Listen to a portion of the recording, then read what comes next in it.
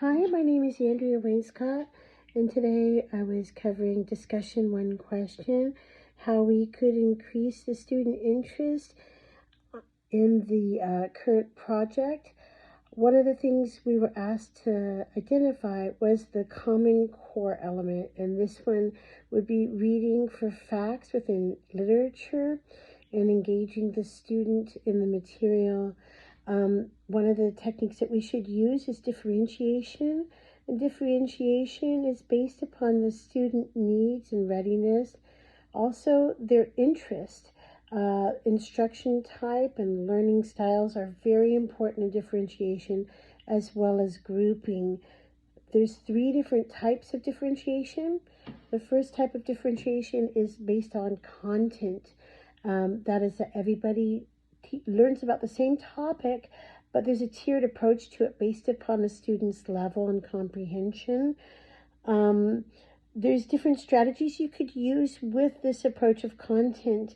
You could match the vocabulary to the definitions. You could have them read a portion of the section that was given to them and answer questions, and also provide alternate outcomes. If the character was in the same situation, what would the outcome have been if it had been slightly different?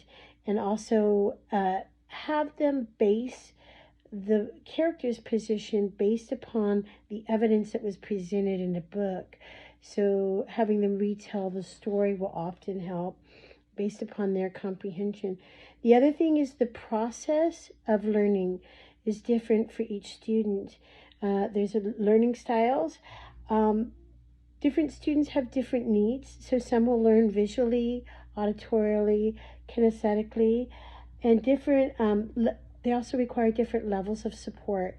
So some will be able to do it on their own. Some will require that they will need one-on-one or grouping, or they're better with just one person to bounce an idea off of. And the last thing that was really important for differentiation is offering the student a choice, a product choice. How are we going to give the assignment? There's many different ways that you can give it. You can offer them a choice board with story maps.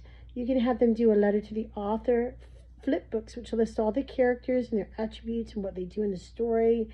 That you can have them act it out with skits or puppet shows, create their own YouTube blog, telling all about the story.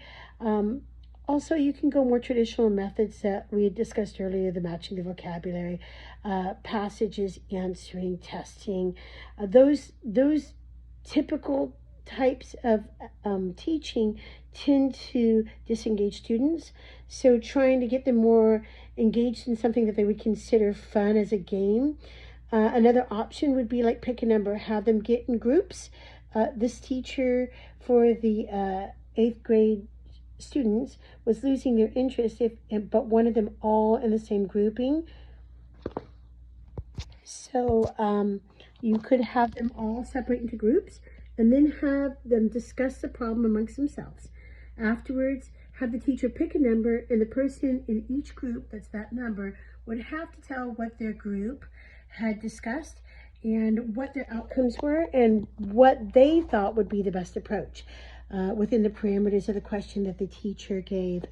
There's many different choices and many different groupings. One of the things when you're doing groups that you should consider is an acronym called TAPS, which has total groups, alone time, with a partner, or with small groups. This teacher has a lot of avenues to pursue that they could definitely re-engage this group of students within the literary choice. Thank you. Have a blessed day.